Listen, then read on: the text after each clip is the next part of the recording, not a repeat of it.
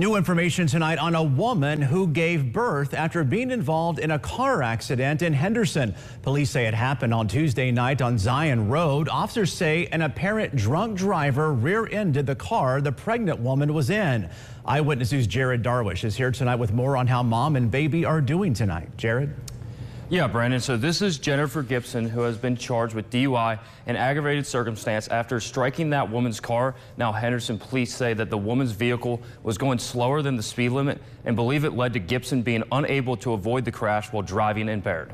The officers that were investigating the accident detected signs of impairment by the driver that struck the disabled vehicle.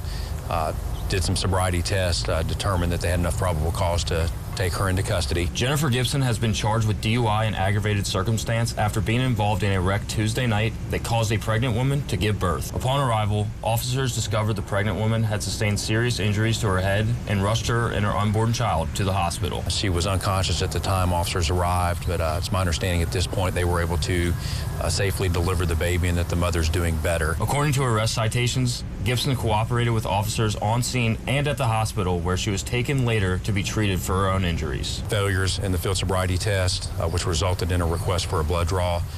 The suspect did comply with that, so that has been done, and we are just waiting for the results to come back from the lab. The first-degree aggravated circumstance that Gibson is charged with stems from the level of injury she caused the mother. However, Sergeant Jason McCollum says Gibson is fortunate to not be facing much heavier charges. Statutes that are actually not just an enhancement, but a completely different statute if you're dealing with loss of life. So fortunately, it sounds like everybody's going to be able to recover from this. The mother and her child are still recovering from their injuries. For Sergeant Jason McCollum, he says incidents like these are frustrating because of how avoidable they are. It just shows you the importance of making sure that you have a designated driver. You never know who you're going to be sharing the road with, but everybody should be planning ahead.